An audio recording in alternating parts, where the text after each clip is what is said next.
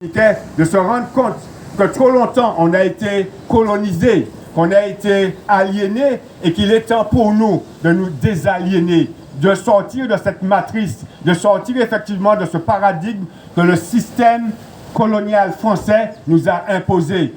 Et notre cher Aimé Césaire nous disait encore qu'il faudrait comprendre la colonisation. La colonisation travaille à déciviliser le colonisateur. Donc effectivement, ils ne sont plus humains parce que s'ils étaient humains, ils allaient respecter notre humanité à nous. Donc en fait, eux, ils ne sont plus humains, mais nous, nous savons ce que nous sommes.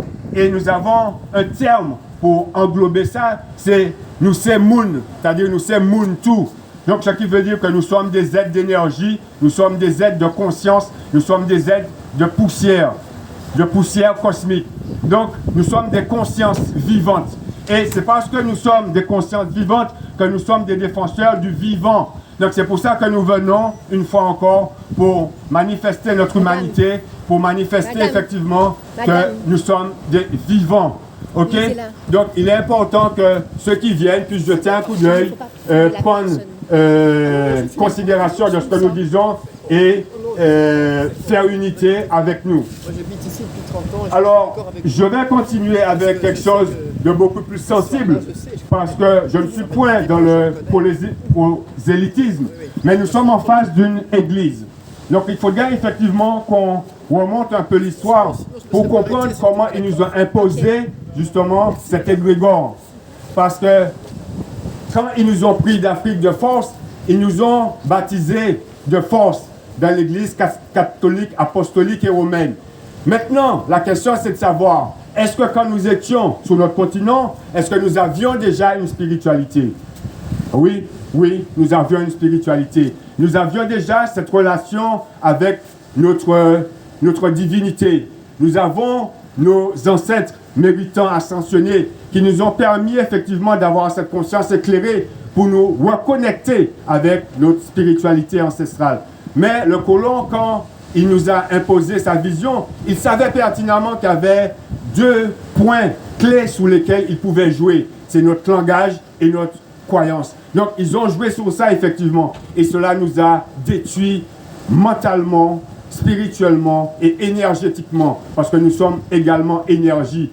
Et en tant qu'énergie, nous sommes vibration. Donc, énergie qui vibre à une certaine vibration. C'est pour ça que quand nous parlons des fois avec force. Nous avons nos deux frères tout à l'heure qui se sont confrontés un peu, mais tout ça, ça vient du sang, ça vient de cette énergie, ça vient de ce potentiel que nous avons en nous. Donc, il ne faut pas qu'on s'arrête sur ça, sinon ça voudrait dire que le colon, il a réussi son travail. Donc, nous venons déstigmatiser tout ça, nous venons détruire tout cela, et nous venons parler d'unité avant toute chose. Donc, moi, j'aimerais continuer mes propos avec un petit texte. C'est vrai que c'est un texte qui est récent, donc j'espère que je ne vais pas trop bugger, mais dans le fond, j'espère qu'il sera compris. Donc, ça revient toujours, en fait, à ces églises, en fait, qui nous ont imposé, cette façon de croire qui nous a imposé, et ce paradigme dans lequel ils veulent que nous restions. Alors moi je dirais ceci, et si tout ce que vous avez cru sacré n'était qu'un mirage, n'était qu'un reflet déformé, c'était quelque chose que le blanc nous a imposé, cet égrégore, cette allégorie, construction du Vatican, je préfère le lire. Comme ça, il sera beaucoup plus audible. Ok. Tout ce que vous avez cru sacré n'était qu'un miroir déformé, un reflet manipulé par des mains qui craignaient la lumière de la pertinence et préféraient la soumission et l'autorité de l'obéissance. Cet égrégore, une allégorie, une construction symbolique, pratique, liturgique pour convertir, travestir, jusqu'à haussir pour faire obéir. Le révolté ne s'est jamais incliné devant les autels érigés par la peur. Il n'a pas blasphémé, mais pensé. Il n'a pas nié la divinité, mais dénoncé les hommes qui s'en sont servis comme d'un outil de domination. Questionner les Écritures, ce n'était pas de la censure, mais y souscrire et les prescrire sans réfléchir, sans méfiance, c'était insulter sa propre intelligence, limiter sa transcendance. Des écrits, des récits, établis avec des mots choisis, des chapitres omis, n'étaient que pure stratégie, des symboles programmés pour installer la culpabilité plutôt que la conscience éclairée. Le révolté n'est pas venu détruire la foi, il est venu la libérer des chaînes de l'ignorance, de l'affranchir des dogmes de la complaisance et de la décadence. La vision lucide de celui qui veut ouvrir les yeux morbides des contagieux silencieux. Douter n'était pas permis, n'était pas admis. Interpeller relevait de l'hérésie. Et la capacité de trop penser était dangereux pour ceux qui voulaient nous imposer leur Dieu hébreu, voire leur prophète véreux. Dans la chute de murs commence le sentier de la liberté, le chemin de la vérité. Rien ne s'est passé comme on nous l'a raconté. Pas d'athéisme, pas de catéchisme, encore moins de christocentrisme, mais des preuves irréfutables qui ébranlent les fondations du mythe le plus puissant de l'Occident. La croix, une invention théâtrale, perpétrée par les communautés papales et pastorales, trouvée dans les cathédrales de la cupidité, dans les mensonges fossilisés, sous les pupitres de l'imposture de grande envergure, dans les promesses de salut vendues comme une ultime chance de dévotion, de rédemption. Cette fable, soutenue par des millénaires de répétitions similaires dans leurs séminaires, ne trouve aucun écho dans la logique des faits élémentaires. Pourquoi une telle insistance à renforcer son existence, à lui faire la révérence, quand ce n'est pas une référence à notre convenance? Ils disent de croire, mais où est la voix neutre de l'histoire? Libérés des influences religieuses, épurés des attitudes belliqueuses, les textes ne sont pas des témoignages, ce sont des théologies, des interprétations ferventes institutionnelles, pas des récits factuels, mais une idéologie pour combler les vides émotionnels, pour étouffer les angoisses existentielles, pour discréditer la conscience universelle, car une légende bien racontée devient éternelle, venant des autorités officielles, n'est que le reflet d'une morale artificielle. La vérité ne craint pas d'être questionnée. Seul le mythe, né dans le langage filtré, exige une croyance aveugle. Le manque de preuves n'est pas un simple détail académique, c'est une plaie béante de l'architecture de leur foi messianique. La foi authentique n'a pas besoin d'être christique, elle est véridique. Et là où il y a foi aveugle, il y a pouvoir conquis. Et là où il y a pouvoir infini, il y a tyrannie, il y a tromperie, voire la franc-maçonnerie. L'espérance, un commerce rentable, incontestable pour les notables. Et plus on se rend coupable, plus on devient monnayable, plus on devient malléable. Toute vérité qui repose sur les mirages d'une condamnation n'est pas une vérité, mais un chantage, voire un outrage qui, faisant des ravages, entrave la renaissance de l'homme sage. Tout système qui vend la rédemption au profit d'une allégeance nie en son essence et en sa quintessence la dignité de l'expérience humaine. Une projection, un archétype, construit non pour libérer les consciences, mais pour les remplacer de manière systématique. Façonnés par des siècles de manipulations théologiques, de conciles écuméniques, de croisades géopolitiques, fruit, résultat d'un tri idéologique sous couvert d'un silence historique. La crucifixion mythique et la résurrection allégorique, fruit d'une grande conspiration ecclésiastique, ressemblent plus à une composition poétique qu'à une révélation mystique, et nous en sommes allergiques. Tout peuple qui s'approche du divin sans médiateur est une menace. Tout peuple qui découvre que la divinité n'est pas dehors, mais dans la structure même de sa pensée, construit de la conscience, afin de sortir de l'illusion par la lumière de la raison et la force de conviction. Et pour être guéri de cette cécité intellectuelle et de l'anesthésie spirituelle par des réflexions rationnelles. La lucidité nous arrache à l'innocence confortable du mensonge bien raconté, afin que nous comprenions ce que nous avons cru sacré n'était qu'un miroir déformé de la vraie vérité. Donc, je vous remercie, mais il est important pour nous de faire passer ce message parce que nous sommes conscients que le système, il n'est pas venu seul, mais il est venu avec des complices. Parce que le colon, quand il est venu avec ses missionnaires.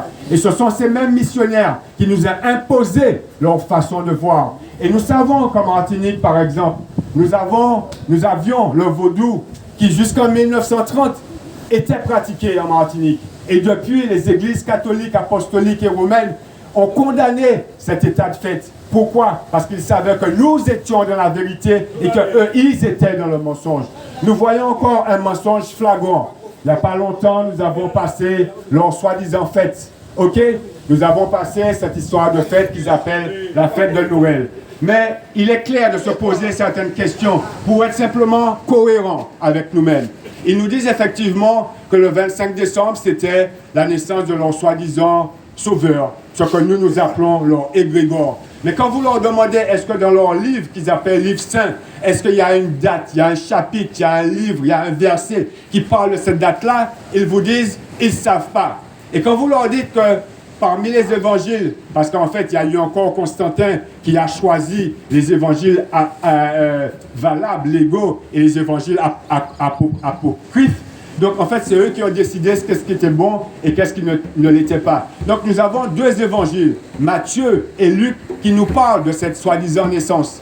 Et là, nous voyons encore l'incohérence, c'est que vous avez Matthieu, chapitre 2, verset 1, qui nous dit que cet égrégore, lui, il est venu en l'an -4. Mais en l'an -4 avant lui-même. Donc, vous voyez que c'est totalement aberrant.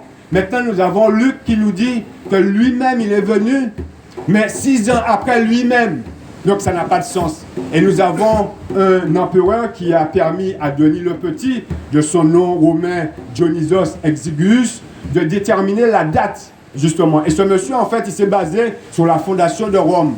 Et nous étions en 753 de la fondation de Rome, de par Romulus et Rémus. Et c'est de ces calculs, en fait, qu'ils ont décidé qu'il y avait un zéro. C'est-à-dire qu'il y avait l'ère chrétienne.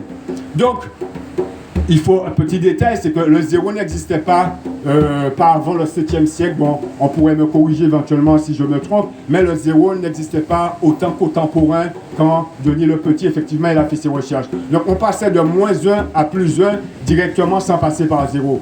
Et là, en fait, on nous dit qu'un individu, il est né 4 ans avant lui-même ou qu'il est né 6 ans après lui-même. Ça n'a pas ni sens, ce moment-là. Et c'est pour ça que nous avons dit que nous arrivons à empoisonner l'esprit nous tellement que nous ne pouvons quand même utiliser le cerveau nous pour nous comprendre les choses. Maintenant, quand nous parlons de Noël, mais c'est pour les enfants, il faut leur parler du Père Noël. Mais qu'est-ce qui fait la différence entre un enfant qui croit au Père Noël et un enfant qui ne croit pas? Eh bien, l'enfant qui n'y croit pas, c'est parce qu'il a été éduqué, simplement. C'est parce que ses parents lui ont dit la vérité. Mais l'enfant qui y croit, c'est parce que les parents lui ont menti. Donc c'est pareil pour les adultes qui croient encore à cet égrégore, c'est parce qu'on leur a menti. Et ils sont persuadés qu'ils sont dans le vrai. Alors que nous savons que c'est une arme de destruction massive d'utiliser effectivement la religion. Et le colon le savait tellement que quand il est venu, il n'est pas venu les mains libres, mais il est venu avec les missionnaires. Et ce sont ces mêmes missionnaires-là qui nous ont fouettés, battus, imposé leur façon de voir. Nous voyons les mois de l'année. Certains sont venus et nous souhaiter, et à chaque année c'est pareil. On nous souhaite ceci, on nous souhaite cela. Mais dans leur cœur, il n'y a aucune pureté. C'est simplement des paroles qui sortent de leurs lèvres. Mais si nous analysons en profondeur qu'est-ce qui se passe, eh bien, nous sommes encore dans des énergies. Nous nourrissons leur énergie. Parce qu'en fait, il faut savoir que le premier calendrier, qui est le calendrier de Damdera, où ils avaient déjà 12 mois dans l'année, donc 4 périodes de 3 mois où on se basait effectivement sur la montée du Nil, sur les semences et les récoltes. Bon, mais c'était déjà bien défini. Maintenant, on peut se poser la question qu'au temps de pré-Julien, c'est-à-dire que les calendriers avant Jules César, est-ce que le calendrier comportait déjà 12 mois? Eh bien non, il comportait 10 mois et il commençait au mois de mars. Et nous voyons la pertinence de cela, à savoir que quand nous comptons mars, avril, mai, juin, juillet se dit Tictus et août se dit Sixtus. Et après nous avons septembre qui se dit 7 septembre, octobre 8, quand certains ont fait de la musique, quand on parle d'un octave, on parle de 8 segments ou de 9 et après 10. Donc effectivement on était soit dans les dieux romains ou soit de la numérologie. Maintenant ce qui s'est passé, c'est que quand